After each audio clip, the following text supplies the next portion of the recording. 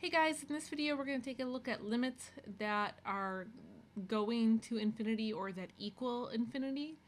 And this is just a really quick explanation. Basically, I'm just trying to help you understand the conceptual idea behind this. So we will only look at graphs in this video. I have other videos about the actual computation of this. So if you are just brand new to this idea, this will kind of tell you everything that you need to know about just the basic idea. So I've got this function here, f of x. Kind of recommend that you maybe think about writing it down on your own end, just so you can kind of follow along. And so where we're going to start, we're actually going to start with just a couple of warm-up questions here to get this idea going. So these are things that we've seen in the past. You should probably already know this. So left and right-handed limits. So for this limit, so I want to find the limit as x approaches 2 on the right. So I had to find 2, so 2 is right here.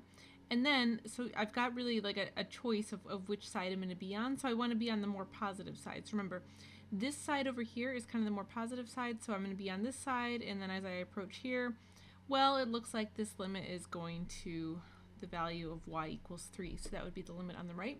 The limit on the left. So now I want to be on the more negative side of 2. So it would be on this side. And as I follow along, well, it looks like this is going to equal, so let's see, this would just be 1. So the y equals 1 value. And then what is the value of f of 2? So that would be the actual filled in dots. That would be right here. So the value of f of 2 would be 3. Okay, so that was just a little bit of a warm-up to get us started for the actual questions in this lesson. So first let's talk about the limit as x goes to infinity.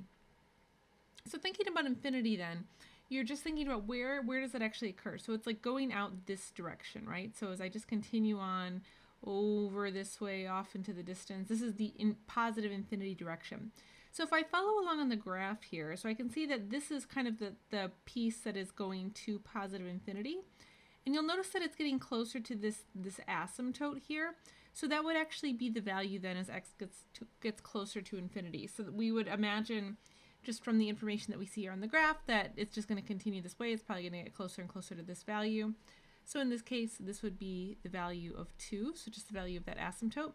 And then for negative infinity, so just think about which direction that is. So that's going to be going over this way, right? So then I'm going to follow this graph this way, and it's actually going to the same value, right? So this is still getting closer and closer to 2. So that's how you evaluate, just from a graphical perspective, a limit as x goes to positive or negative infinity. You just have to kind of follow it out and try to see where is the graph going to, either to the left or to the right. Okay, so now let's talk about a couple other ideas here. So now I want to find the limit as x approaches 3 on the right. Okay, so here's 1, 2, 3. So I can see I actually have an asymptote here. So 3 on the right would be on this side, right? So I'm going to get on here, and then I really want to follow the graph as it's getting closer and closer to 3. And you can see here that on this side of the graph, it looks like it's just going down and down for forever, and it's probably going to get very close to this asymptote without ever crossing. So this is just going to continue on this way for forever. This is the negative infinity direction, because down here is negative.